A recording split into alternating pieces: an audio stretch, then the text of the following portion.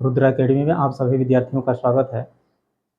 मित्रों, आज हम लोग उपसर्ग और प्रत्यय से संबंधित कुछ प्रश्नों का अध्ययन परीक्षात्मक ढंग से करेंगे ताकि आने वाली परीक्षाओं में किसी प्रकार की असुविधा विद्यार्थियों को न होने पाए।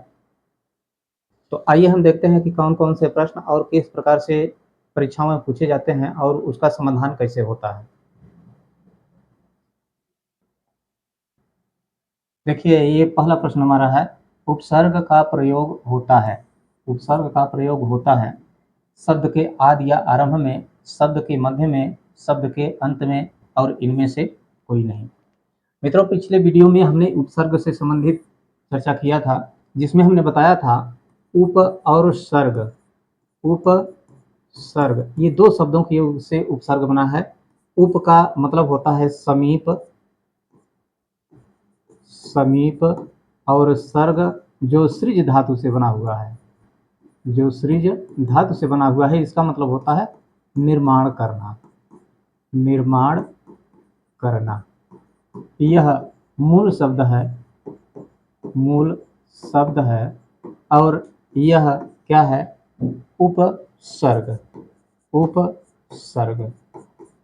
ठीक, इसका मतलब होता है, यानी उपसर्ग का अर्थ होता है किसी मूल शब्द के पहले, किसी मूल शब्द के पहले यदि कोई शब्दांश जुड़ता है तो उसको हम उपसर्ग के नाम से जानते हैं। यहाँ पर इसी हिसाब से जो इसका संधि विच्छेद किया गया है, यह मूल शब्द हो गया, और इसके पहले देख लीजिए यह उप जुड़ा गया है। उप का मतलब उपसर्ग। ठीक, यहाँ पर जो पहले प्रश्न का पहला जो विकल्प दिया गया है, शब्द के आदि में या आरंभ में। मित्रों, आदि का अर्थ ही आरंभ होता है। आदि का जो असली अर्थ होता है वह आरंभ ही होता है। बहुत सारे परीक्षार्थी इस भ्रम में पड़ जाते हैं कि यह आदि का मतलब अंत होता है। जैसे रीता, गीता, सीता आदि, आदि लिखा जाता है, इसका मतलब कि आदि का मतलब अंत, लेकिन यह गलत है। आदि का मतलब ही आरंभ होता है। और यह पहले विकल्प से ही हमको इस उपसर्ग, ये जो पहला प्रश्न है, इसका उत्तर मिल गया, क्योंकि यहाँ पर हमने बता दिया कि जो उपसर्ग होता है, उपसर्ग जो होता है वह हमेशा मूल शब्द के पहले जुड़ता है, न कि बाद में। ठीक, मध्य में इसका कोई सवाल ही नहीं उठता। शब्द के यदि अंत में जो जुड़ता है वह होता है प्रत्यय। इसको उपसर्ग नहीं कहते हैं, इसको प्रत्यय कहते हैं, तो यह भी गलत हो गया। इसमें से कोई नहीं, कोई नहीं क्यों? क्योंकि यह जो पहला विकल्प है यह इसका सही उत्तर है, और ये जो तीन है वह गड़बड़ है। ठीक, आइए अगला प्रश्न क्या है। अगला प्रश्न है हमारा, जो धातु या शब्द के अंत में जोड़ा जाता है उसको क्या कहते हैं? जो धातु या शब्द के अंत में जोड़ा जाता है, पहला है समास, दूसरा अव्यय, तीसरा उपसर्ग, और चौथा है प्रत्यय। अब देखिए, समास को पहले देख लीजिए। समास का अर्थ क्या होता है? समास का अर्थ होता है संक्षिप्तीकरण। समास का अर्थ क्या होता है? संक्षिप्तीकरण, यानी दो पद आपस में मिल करके किसी शब्दांश को संक्षिप्त किया करते हैं। अव्यय क्या होता है? अव्यय वह शब्द होता है जिसमें न तो लिंग पाया जाता है, न तो कारक पाया जाता है, न तो वचन पाया जाता है, उसको हम क्या कहते हैं? अव्यय। तो यह गलत है। इसके बाद उपसर्ग, उपसर्ग कहाँ जुड़ता है? शब्द के प्रारंभ में, प्रारंभ में। ठीक, इसको अभी अभी हमने पहले बताया है, तो यह तो ऐसे ही गलत हो गया। इसके बाद जो प्रत्यय है, प्रत्यय के विषय में यह देख लीजिए। प्रत्यय, इसका प्रति, धन, अय, ये दो शब्दों के योग से बना है, प्रति और अय। अय का मतलब होता है जुड़ने वाला, जुड़ने वाला या चलने वाला, चलने वाला। ठीक, प्रति का मतलब होता है पीछे पीछे, पीछे। ठीक, पीछे चलने वाला, या इसको हम कह सकते हैं पीछे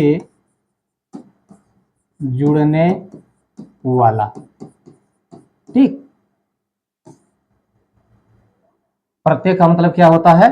पीछे जुड़ने वाला, मतलब कि ऐसा शब्दांश जो किसी मूल शब्द के पीछे जुड़ता है उसको हम क्या कहते हैं? प्रत्यय कहते हैं। अब इसमें पूछा क्या है? जो धातु या शब्द के अंत में जोड़ा जाता है उसको हम क्या कहते हैं? तो इसका उत्तर, सही उत्तर यही है, प्रत्यय। ठीक, इसके बाद तीसरा प्रश्न, प्रख्यात में प्रयुक्त उपसर्ग है। प्रख्यात में मूल शब्द क्या है? प्रख्यात। प्रख्यात, जब इसका हम संधि विच्छेद करेंगे तो होगा प्रधन ख्यात।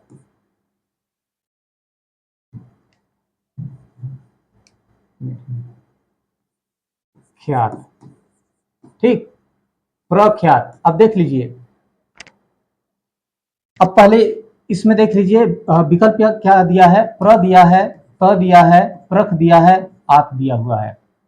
प्रख्यात में यह त सबसे पीछे दिया गया है। ठीक, लेकिन यह पूछा क्या है? उपसर्ग, और उपसर्ग कहां जुड़ता है? पहले जुड़ता है। पहले पहले पहले का मतलब मूल शब्द के पहले जुड़ता है, लेकिन यह जो त है यह त सबसे अंत में है, इसलिए यह गलत है। यदि प्रख्यात का संधि विच्छेद हम सही ढंग से करें तो संधि विच्छेद यही सही होगा, न कि प्र के स्थान पर प्रख होगा। क्यों? क्योंकि संधि विच्छेद करने के बाद इसका कोई निश्चित अर्थ भी निकलना चाहिए, जो मूल अर्थ है, मूल शब्द है, उसका भी अर्थ निकलना चाहिए, तो यह भी गलत हो गया। उसके बाद आत भी अंत में है, यहाँ पर यम है, प्रख्यात है, आत अंत में है, यह भी संधि विच्छेद की दृष्टिकोण से देखा जाए तो यह सही नहीं है। दूसरी बात कि अंत में है। इसके बाद क्या बचता है? शेष प्र।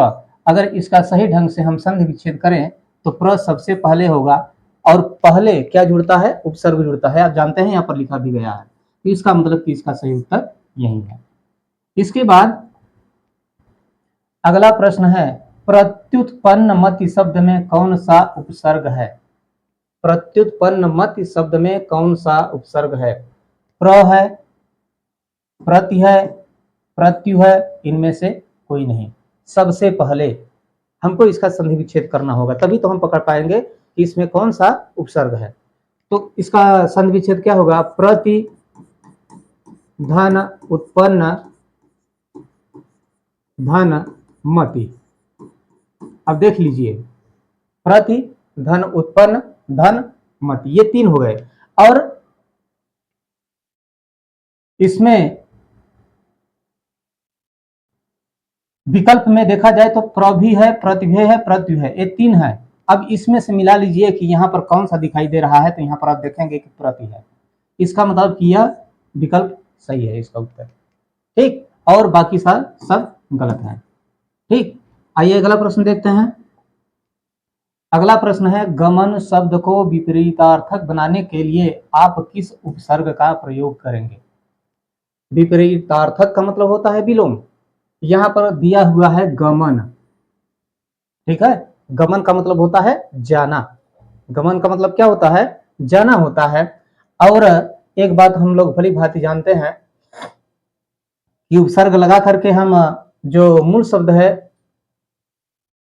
उसके अर्थ को हम उल्टा कर सकते हैं, या जो उपसर्ग होता है वह किसी मूल शब्द में जुड़ करके उसके अर्थ को परिवर्तित कर देता है या विलोम कर देता है। ठीक है ना? तो यहाँ पर पूछा है कि किस उपसर्ग का प्रयोग करेंगे, ठीक ना? तो यहाँ पर हम देखेंगे, पहला है उप। यदि हम उप लिखेंगे, उपगमन, उपगमन, तो उप का मतलब होता है पीछे, और गमन का मतलब होता है जाना, पीछे जाना या पीछे पीछे जाना। ठीक है, इसका विलोम नहीं हुआ, क्योंकि एक व्यक्ति जा रहा है, उसी के पीछे पीछे दूसरा भी जा रहा है, तो यह गलत है। अगर हम इसमें आ जोड़ें तो क्या होगा? आ, धन गमन बराबर आगमन। आगमन, आगमन का मतलब क्या होता है? गमन का मतलब होता है जाना, और आगमन का मतलब होता है आना, यानी गमन का यह सही विलोम है। विलोम का मतलब उल्टा। अब थोड़ा इसको भी देख लें, लिखा हुआ है प्रति। प्रति अगर इसको हम जोड़ें, प्रति धन गमन, प्रति धन गमन तो क्या होगा? प्रत्यागमन। प्रत्यागमन। ठीक। प्रति का मतलब क्या होता है? प्रति का मतलब होता है की ओर।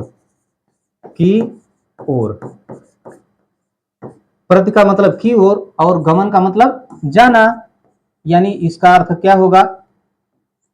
जाना। जाना। इसका अर्थ क्या होगा? प्रति और गमन को एक में जोड़ दिए तो क्या होगा? की ओर जाना, यानी जिस ओर एक व्यक्ति जा रहा है उसी ओर दूसरा भी व्यक्ति जा रहा है, यानी यह भी गलत है। ठीक। इसके बाद अनु। अनु को अगर हम जोड़ें तो अनु का मतलब भी होता है वहीं पीछे। ठीक ना? तो इसका भी अर्थ है यदि पीछे होता है तो अनुगमन। अनुगमन का मतलब कि पीछे जाना, यानी पीछे पीछे जाना, जहां एक व्यक्ति जा रहा है उसी के पीछे पीछे दूसरा व्यक्ति को जाना।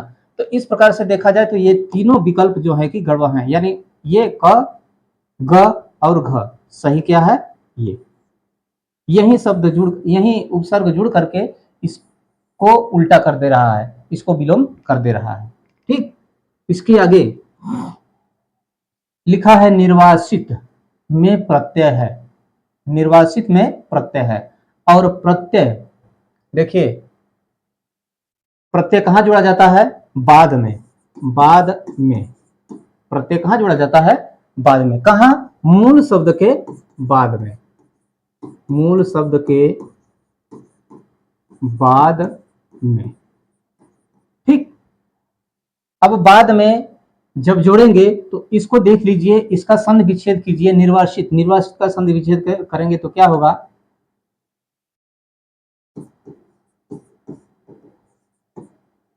निर्वाधनसित।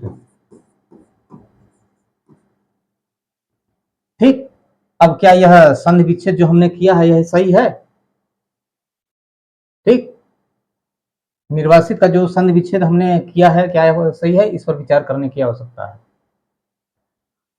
तो यह सही नहीं है। क्यों? क्योंकि इसका संधि विच्छेद सही सही होगा निर्वासन। निर्वासन धन इत। इत, यह संधि विच्छेद सही है। क्यों? क्योंकि जब हम संधि विच्छेद करेंगे तो संधि विच्छेद करने के बाद जो मूल शब्द आता है या उपसर्ग और प्रत्यय होता है वह उसका सटीक अर्थ निकलना चाहिए। निर्वा का कोई अर्थ नहीं निकलता है। निर्वासन का मतलब होता है निकालना है, यानी नीचे वाला हमारा संधि विच्छेद सही है। और अंतिम में देख लीजिए, यदि यह मूल शब्द है, यह मूल शब्द है तो इसके बाद क्या जुड़ा है? इत। और हम जानते हैं कि जो बाद में जुड़ता है उसी को हम क्या कहते हैं? प्रत्यय। तो इसमें से कौन सा प्रत्यय जुड़ा हुआ है निर्वासित में? इत प्रत्यय। ठीक। इसके बाद अगला प्रश्न, लेखक शब्द के अंत में कौन सा प्रत्यय लगा हुआ है? यहां भी प्रत्यय पूछा है। प्रत्यय का मतलब वह शब्दांश जो कि मूल शब्द के पीछे जुड़ता है। ठीक ना? तो यहां पर लेखक, लेखक का यदि हम संधि विच्छेद करें तो लिख धन अक होगा। ठीक है? लिख धन अक, ये क्या है? मूल शब्द। मूल शब्द है। लिख माने लिखना होता है। यह मूल शब्द होने के साथ साथ क्या है? एक क्रिया भी है। एक क्रिया भी है। अब इस मूल शब्द के बाद में देख लीजिए क्या जुड़ा हुआ है। अब इनमें से छांट लीजिए, यानी अक। अक, यह घ वाला सही है। अगर हम क को देखें, थोड़ा इनको भी देख लीजिए। यदि हम क को देखें तो लिख, लेख, धन क। अब इसका अर्थ थोड़ा देख लीजिए। लेख लिखा हुआ है, ठीक ना? लेख का मतलब होता है जो लिखा हुआ है उसको हम क्या कहते हैं? लेख। और क का मतलब होता है करने वाला, यानी लेख को करने, इसके आधार पर लेख को करने वाला जो पहले से ही लिखा हुआ है उसको फिर से क्या लिखने की आवश्यकता है, यानी यह गलत है। ठीक है ना? अगर हम इक प्रत्यय लगाते हैं तो भी वही बात होगी। अगर आक प्रत्यय लगाते हैं, अगर आग प्रत्यय लगाते हैं तो संधि विच्छेद के अनुसार यह जो लेखक है इसका संधि विच्छेद के अनुसार आग कहीं आएगा ही नहीं, यानी ये तीनों विकल्प गलत हैं और यह चौथा विकल्प ही सही है। आइए आगे चलते हैं अगले प्रश्न की ओर। लिखा है अनुज। क्या लिखा है? अनुज। अनुज शब्द को स्त्रीवाचक बनाने के लिए आप किस प्रत्यय का प्रयोग करेंगे? स्त्रीवाचक यानी ऐसा वाचक, ऐसा शब्द जो कि स्त्री होने का भाव व्यक्त करता है। ठीक, तो सबसे पहले हम अनुज के अर्थ को देखेंगे। अनुज, अनुज का संधि विच्छेद अगर करें तो अनु धन ज होगा। ठीक, अनु का अर्थ क्या होता है? अनु का मतलब होता है पीछे, और ज का मतलब होता है जन्म लेने वाला। ठीक, अनु का मतलब पीछे और ज का मतलब जन्म लेने वाला, पीछे जन्म लेने वाला अर्थात छोटा भाई। ठीक, अब हमको क्या बनाना है? यहां पर स्त्रीवाचक बनाना है। भाई का विलोम क्या होगा? बहन। ठीक है ना? अगर यह पुल्लिंग है, यह क्या है? पुल्लिंग है। अगर यह पुल्लिंग है तो हमको क्या बनाना है? स्त्रीवाचक बनाना है, स्त्रीलिंग बनाना है। तो ज जहां पर लिखा हुआ है उसी के स्थान पर यदि हम आ कर दें तो क्या होगा? अनुजा होगा। ठीक है, अब देख लीजिए थोड़ा, अगर हम अनुज होगा। ठीक, यहां पर जो हमने संधि विच्छेद किया है अनुज का, इसमें से देख लीजिए ये जो ज है, जो ज है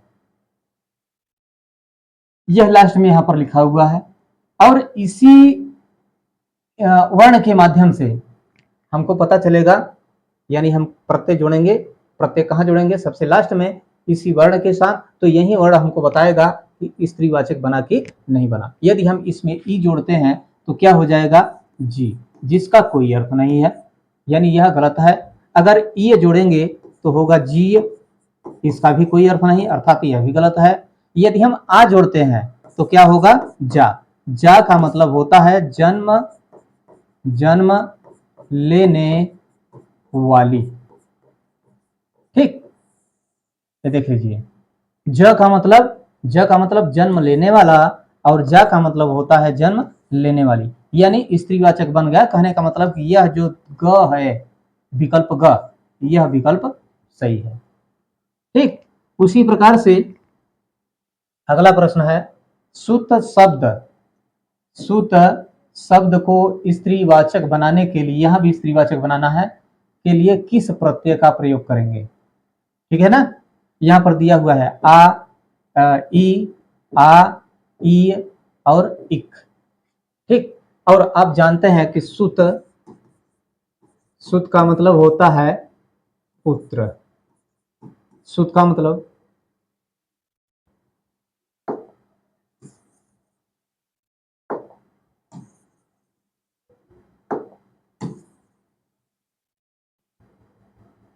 सुत का मतलब क्या होता है?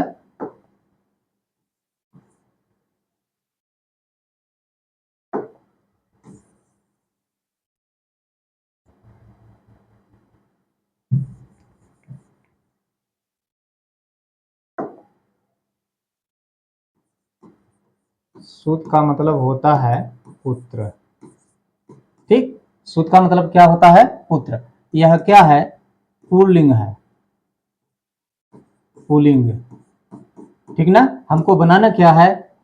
स्त्रीवाचक यानी स्त्रीलिंग। तो अगर पुत्र पुल्लिंग है तो स्त्रीलिंग इसका क्या होगा? पुत्री,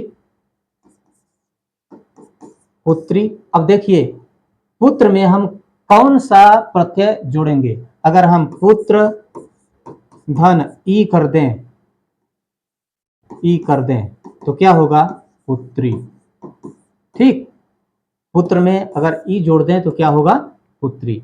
यानी क वाला जो विकल्प है वह हमारा सही है। अगर आ जोड़ते हैं तो क्या होगा? पुत्रा होगा। पुत्रा क्या सही है? गलत है। अगर ई जोड़ेंगे तो क्या होगा? पुत्रीय। अगर इक जोड़ेंगे तो क्या होगा? पुत्रिक। यानी ये जो तीनों अर्थ हैं, ये और ये तीनों गलत हैं, और विकल्प ये ख वाला जो है यह सही है। इसी प्रत्यय को जोड़ने से यह जो शब्द है वह स्त्रीवाचक बन जाएगा। ठीक, उसी प्रकार से अगला प्रश्न है, स्पृश्य शब्द को विलंब बनाने के लिए किस उपसर्ग का प्रयोग करेंगे। ठीक, स्पृश्य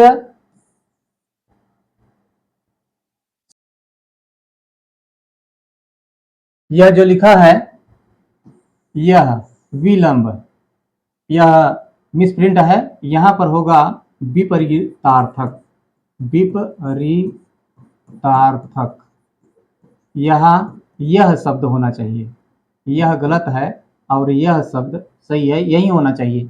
स्पृश्य शब्द को विपरीतार्थक बनाने के लिए किस उपसर्ग का प्रयोग करेंगे। विपरीत अर्थक, विपरीत माने उल्टा, अर्थक माने अर्थ देने वाले, यानी ऐसा शब्द हमको बनाना है जो कि अर्थ को ठीक उल्टा कर दे। यहाँ पर क्या लिखा है, स्पृश्य, इसका मतलब होता है स्पर्श करने योग्य या स्पर्श करने योग्य या छूने योग्य। ध्यान से देखिएगा, स्पृश्य का मतलब क्या होता है, स्पर्श करने योग्य या तो फिर छूने योग्य। और हमको क्या बनाना है, विपरीतार्थक यानी विलोम शब्द बनाना है। तो हम किस उपसर्ग का प्रयोग करेंगे। यदि हम इसमें नि का प्रयोग करेंगे तो क्या होगा, निष्पृश्य, निष्पृश्य, ठीक ना, इसको देख लीजिए। इसके बाद अनु अगर हम जोड़ें तो अनुस्पृश्य होगा, अनुस्पृश्य। अगर हम अ जोड़ते हैं तो क्या होगा, अस्पृश्य, अस्पृश्य। और क को जोड़ेंगे तो क्या होगा, कस्पृश्य, कस्पृश्य। अब देख लीजिए, अगर हम नी जोड़े तो निष्पृश्य, निष्पृश्य यह व्याकरणिक दृष्टि से जो हमारा शब्द है यह उचित नहीं है, इसलिए यह गलत हो गया। अगर हम अन को जोड़ते हैं तो अन का मतलब भी पीछे होता है, यानी पीछे छूने योग्य। कहने का मतलब कि पीछे जो एक व्यक्ति छू रहा है या एक व्यक्ति स्पर्श कर रहा है, उसके पीछे पीछे फिर पुनः दूसरे व्यक्ति द्वारा स्पर्श किए जाने योग्य। तो यानी यह भी गलत है। इसके बाद अ हम जोड़ते हैं, अ जोड़ते हैं तो क्या होगा, अस्पृश्य। स्पृश्य का मतलब कि स्पर्श करने योग्य या तो फिर छूने योग्य। अ का मतलब होता है क्या, नहीं। ठीक, अ का मतलब क्या होता है, नहीं, मतलब नहीं छूने योग्य या जो छूने योग्य नहीं है। स्पृश्य माने छूने योग्य और अस्पृश्य माने जो छूने योग्य नहीं है। यानी स्पृश्य का ठीक विलोम हो गया कब, जब अ उपसर्ग जोड़ा गया तब, यानी यह सही है और बाकी सब क्या है, गलत है। ठीक, इसके बाद प्रतिकूल शब्द में कौन सा उपसर्ग है। यहां तो एकदम स्पष्ट दिखाई दे रहा है, प्रतिकूल शब्द में कौन सा उपसर्ग है, यहां एकदम स्पष्ट दिखाई दे रहा है। यदि प्रति और कूल को अलग अलग कर दें तो एकदम स्पष्ट दिखाई दे रहा है कि प्रति ही उपसर्ग है, यहां प्रति दिया हुआ है। ठीक, यह क्या है, कूल माने किनारा होता है, मूल शब्द है, मूल शब्द। और मूल शब्द होने के साथ साथ क्या है, संज्ञा भी है, ठीक ना। तो यह प्रति एकदम स्पष्ट दिखाई दे रहा है यहाँ पर, इसलिए यह घ सही होगा। अगर हम प्र को कहें तो यहाँ पर प्र को अलग इसमें से अगर अलग कर दें तो क्या होगा, प्रधन तिकूल। यह गलत है, क्यों, क्योंकि इसका कोई अर्थ नहीं निकलेगा। यदि हम परा को यहां से निकालें तो यह भी उचित नहीं है कि इस पूरे शब्द में यह शब्दांश कहीं सम्मिलित है ही नहीं।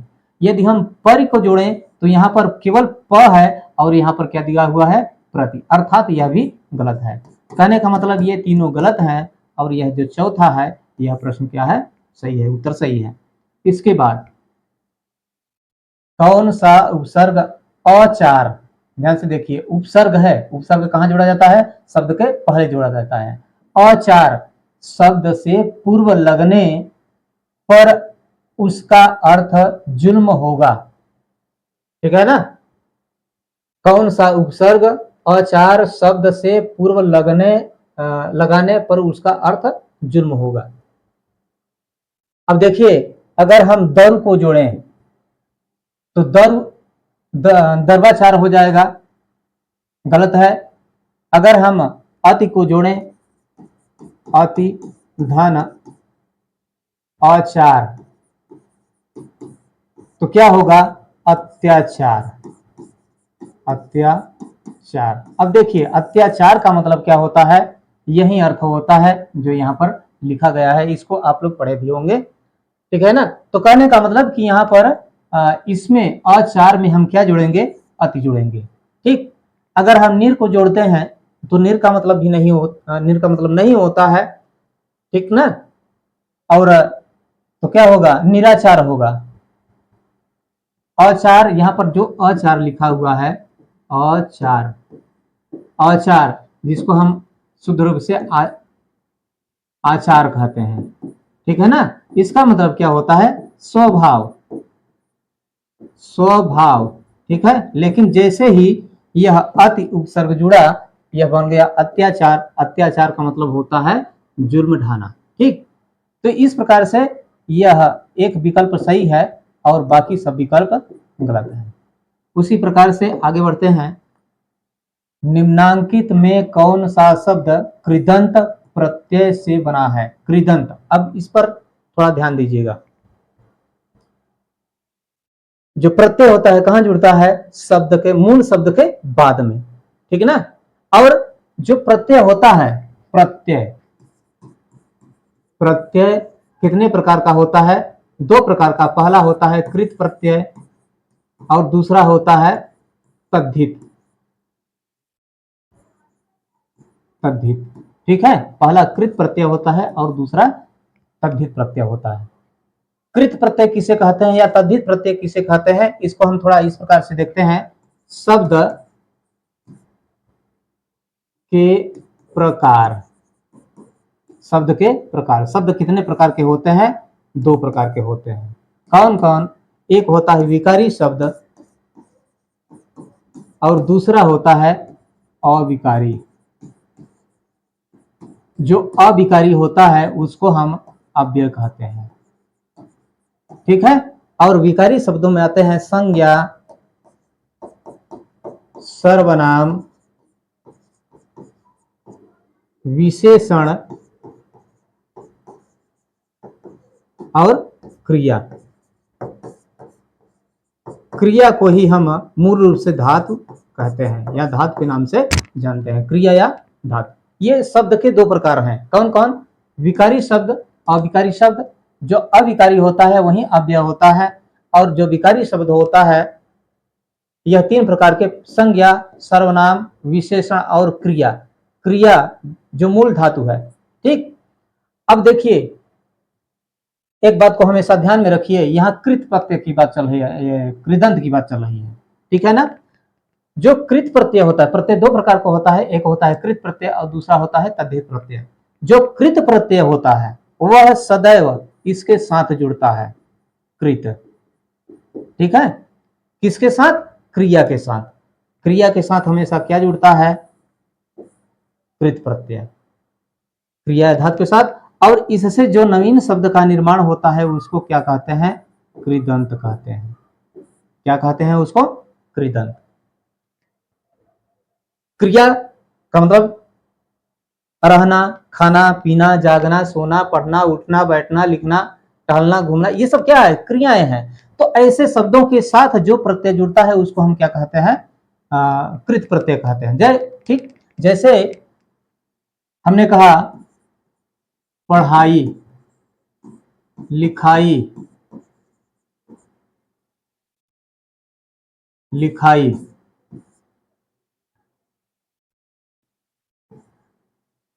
रोना, ठीक है ना। और इसका जब हम संधि विच्छेद करेंगे तो क्या होगा? पढ़ धन क्या होगा? आई। पढ़ धन आई। इसका क्या होगा? लिख धन आई। और इसका क्या होगा? रुदन, रुदन धन ना, ठीक ना।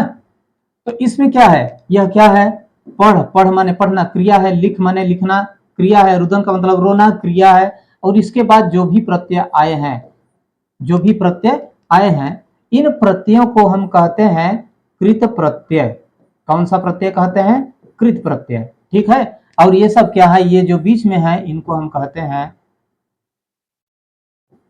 क्रिया या धातु, ठीक। इसके बाद एक बात और हम भली भांति जानते हैं कि जिस यदि धातु के साथ कृत प्रत्यय जुड़ता है तो उससे जो नए शब्द का निर्माण होता है उसको हम क्या कहते हैं, कृदंत, ठीक है, उसको हम क्या कहते हैं, कृदंत।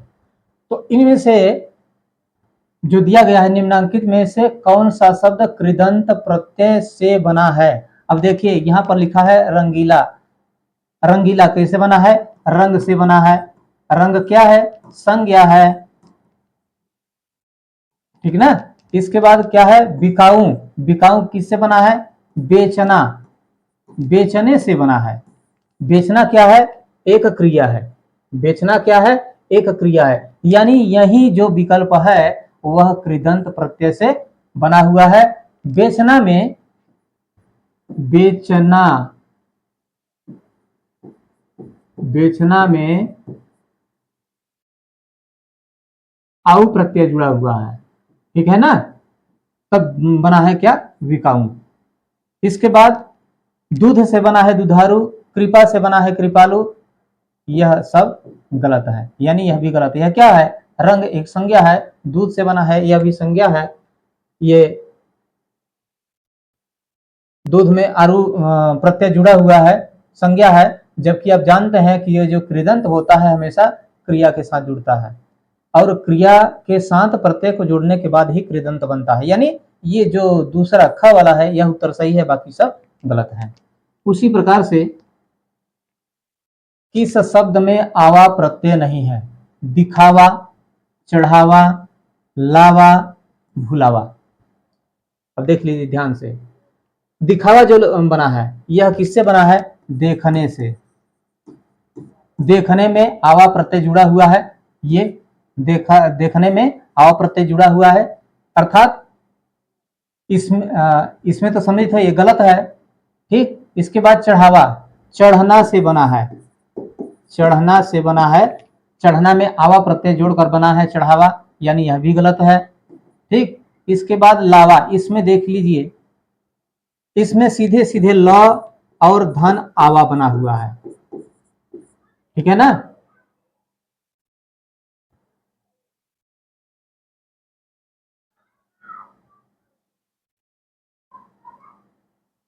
लधन आवा, ये गलत है। उसी प्रकार से है ये भुलावा, भूलने से बना है भुलावा, ठीक है ना, भूलने से बना है भुलावा। या भूलना क्या है, क्रिया है, ये देखिए ध्यान से देख लीजिए, यहां भी क्रिया, यहां भी क्रिया, यहां भी क्रिया, और सब में आवा प्रत्यय है।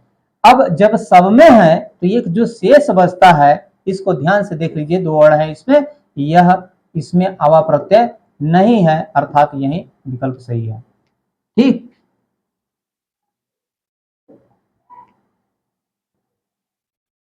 उसी प्रकार से है, इनमें से कौन सा शब्द समूहवाचक प्रत्यय नहीं है, समूहवाचक, समूहवाचक का मतलब कि ऐसा प्रत्यय जो समूह की ओर बोध कराता है, जहां पर बहुत संख्या होती है, एक से अधिक संख्या होती है, ठीक।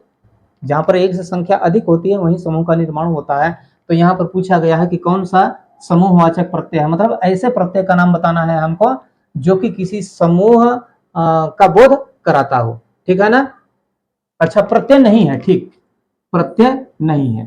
तो इसमें देख लीजिए यहाँ पर लिखा है लोभ, लोभ किसको कहते हैं, जहां पर दो या दो से संख्या अधिक हो उसको हम क्या कहते हैं, लोभ। तो इसमें यह तो समूहवाचक है, अर्थात यह गलत है, इसका उत्तर। यहाँ पर गण, गण का मतलब क्या होता है, समूह, ठीक। यहां भी समूह का निर्माण हो रहा है और यहां भी समूह का निर्माण हो रहा है, ठीक। इसके बाद वर्ग, वर्ग का मतलब भी समूह होता है, समूह से ही वर्ग बनता है। तो यहां भी समूह है। अब बचा क्या? प्रेस, अर्थात यही इसका ठीक उत्तर है। इनमें से कौन सा शब्द समूहवाचक प्रत्यय नहीं है? तो यही प्रत्यय ऐसा है जो कि समूहवाचक प्रत्यय नहीं है। ठीक, इसके बाद है व्यवस्था में, व्यवस्था से पूर्व कौन सा उपसर्ग लगाएं कि उसका अर्थ विपरीत हो जाए। विपरीत का मतलब क्या होता है? उल्टा। विपरीत का मतलब उल्टा। इस व्यवस्था में हमको ऐसे उपसर्ग को लगाना है जो कि इसके मूल अर्थ को उल्टा कर दे। ठीक है ना? तो इसमें से अगर हम सबसे पहले अ लगाएं तो सीधे सीधे यही बन जाता है हमारा उत्तर।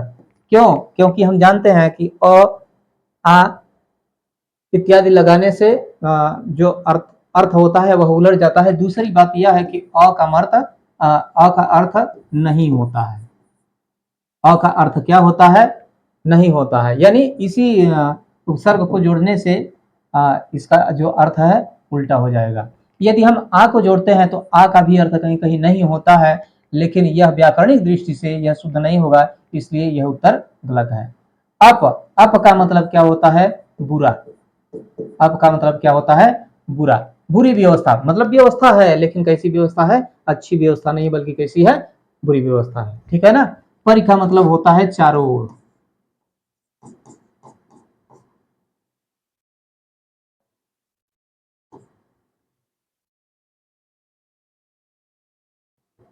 चारों ओर। ठीक, अगर हम इसको जोड़ते हैं तो इसका अर्थ हो जाएगा चारों ओर व्यवस्था। ठीक है ना? लेकिन इसको जोड़ने से भी इसका अर्थ उल्टा नहीं होगा। यानी यही जो क वाला विकल्प है यही सही है।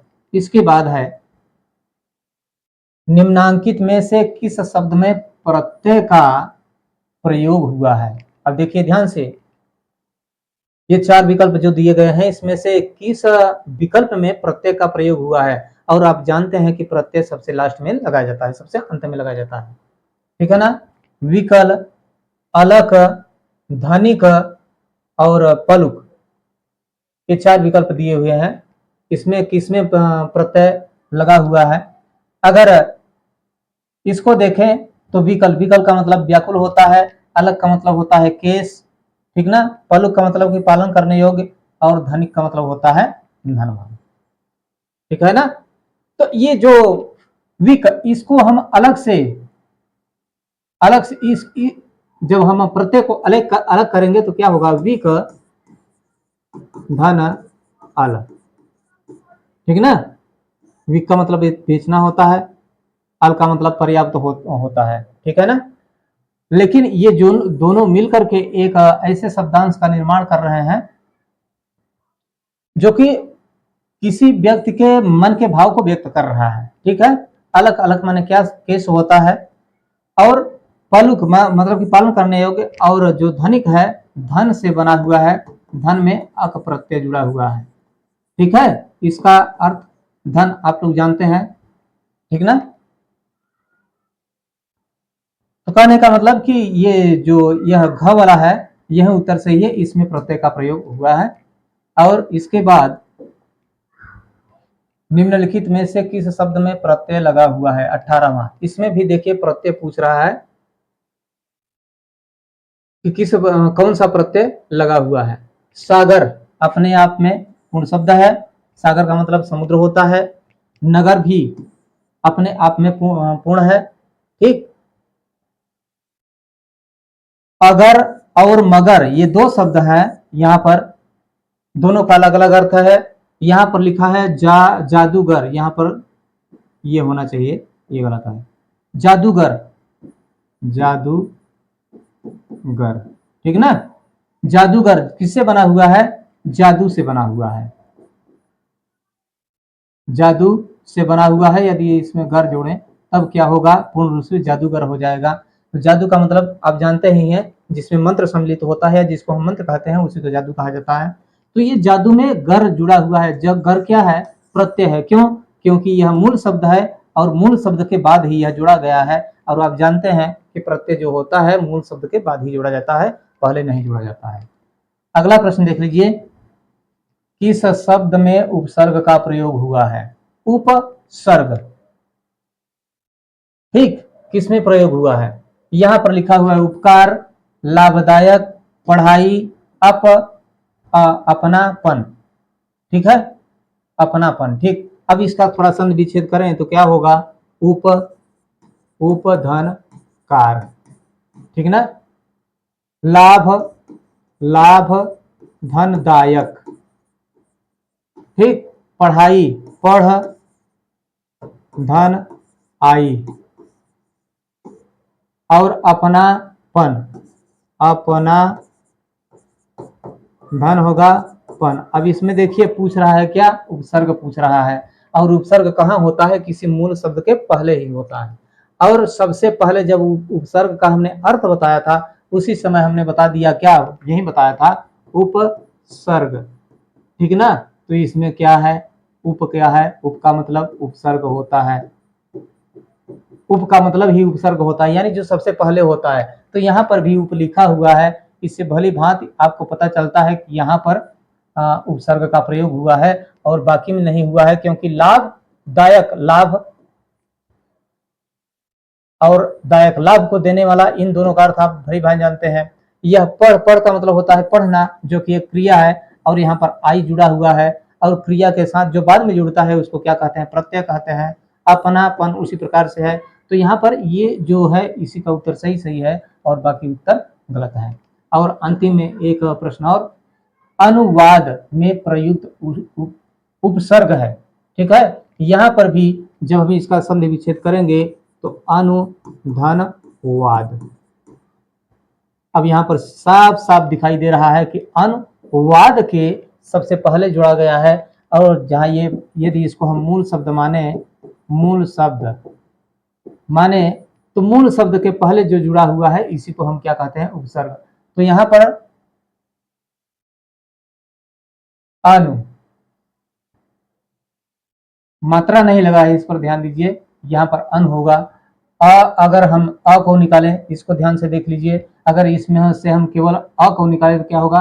नुआद, नुआद का कोई अर्थ नहीं। अगर इसमें से हम देखें अ को, तो यहाँ पर अ व, जबकि यहाँ पर उ का मात्रा है और यहाँ पर अ का मात्रा है, इसलिए यह भी गलत हो गया।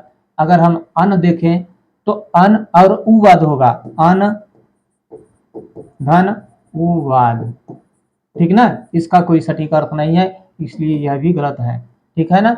और अ को निकाल लेंगे तो नुवाद बचेगा, जिसका कोई सटीक अर्थ नहीं, सार्थक अर्थ नहीं होगा, इसलिए यह भी गलत है। और शेष बचा क्या? अनु, अनु यहाँ पर जुड़ा हुआ है, देख रहे हैं आप, पहले से ही जुड़ा हुआ है, इसलिए इस अनुवाद में यह उपसर्ग लगा है, ठीक। तो इस प्रकार से ये उपसर्ग और प्रत्यय से संबंधित बहुत सारे प्रश्नों को हल कराया गया, और अभी कुछ प्रश्नों को अगली वीडियो में हल कराया जाएगा। तब तक के लिए आज की जो पठन पाठन प्रक्रिया है यहीं पर स्थगित की जाती है। धन्यवाद।